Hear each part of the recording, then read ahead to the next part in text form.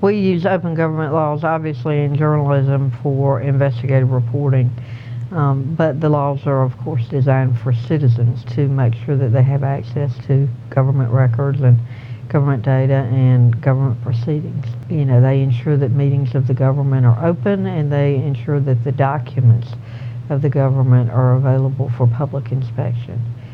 It's regrettable that many private citizens don't really take advantage of these laws and monitor their government, but the press does it as a proxy for the public. And so we consider ourselves, you know, the citizens' representatives, being a watchdog over government and institutions. We use especially documents routinely here at the Atlanta Journal-Constitution for our investigative work. And so our biggest investigation by far the last few years has been a massive cheating scandal at the Atlanta Public Schools. It's gained nationwide attention.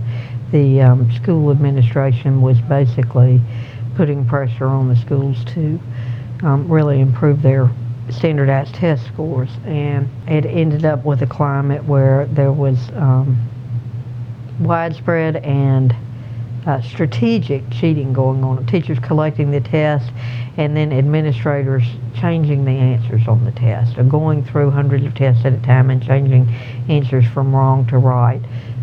Their school bonuses were tied to it, and school advancements were tied to it, and so there was a lot of pressure.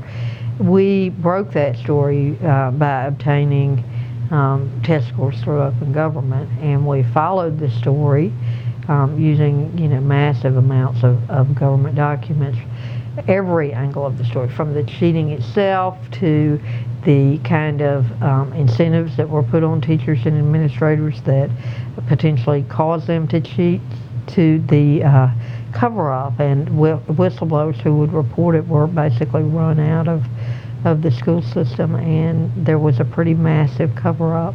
In the end, the Atlanta Public Schools was so non-compliant with open government laws that the Attorney General had to intervene with them and reach a consent agreement where they would really toe the line on compliance with government, because they had gotten to the point where they were actually changing public records and deliberately withholding and hiding, and even, we think, destroying public records in order to quell the reporting on this story.